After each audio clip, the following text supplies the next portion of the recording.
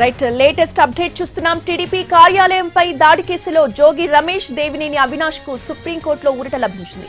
AP high court వీళ్ళిద్దరికీ కూడా ముందస్తు బెయిల్ నిరాకరించడంతో సుప్రీంకోర్టును ఆశ్రయించారు. ఇక దేవినేని అవినాష్, జోగి రమేష్ లకు మధ్యంతర రక్షణ కల్పించింది సర్వోన్నత న్యాయస్థానం. అయితే కేసు విచారణకు సహకరించాలని, పాస్పోర్ట్లను హ్యాండ్ ఓవర్ చేయాలని ఆదేశించింది.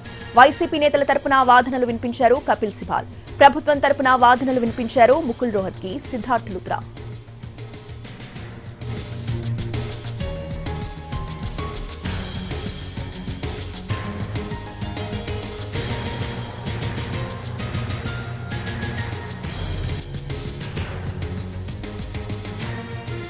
టీడీపీ కార్యాలయంపై దాడి కేసులో జోగి రమేష్, దేవినేని అవినాష్ కు సుప్రీంకోర్టులో ఊరట లభించింది. ఏపీ హైకోర్టు వీళ్ళిద్దరికి కూడా ముందస్తు బెయిల్ నిరాకరించడంతో సుప్రీంకోర్టును ఆశ్రయించారు. అయితే దేవినేని అవినాష్, జోగి రమేష్ లకు మధ్యంతర రక్షణ కల్పించింది సర్వోన్నత న్యాయస్థానం. ఇదే అంశంపై పూర్తి అప్డేట్స్ ని ఢిల్లీ నుంచి మా ప్రతినిధి రాజు అందిస్తారు. రాజు,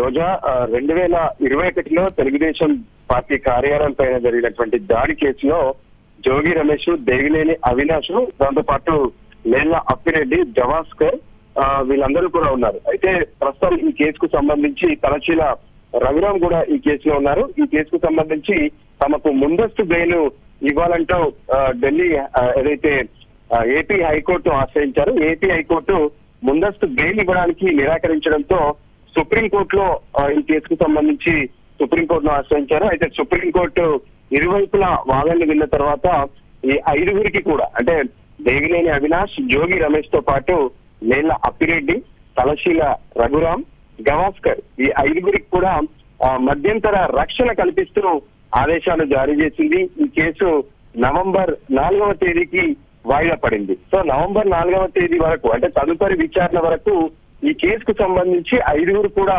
విచారణకు హాజరు కావాలి, విచారణకు సహకరించాలి, ఇతర దేశాలకు వెళ్లేందుకు ప్రయత్నం చేయొద్దు, తమ వద్ద ఉన్నటువంటి పాస్పోర్ట్లను వెంటనే అక్కడ దర్యాప్తు అధికారులకు హ్యాండ్ ఓవర్ చేయాలనే ఆదేశాలను సుప్రీంకోర్టు జస్టిస్ ఆదేశాలు జారీ చేశారు.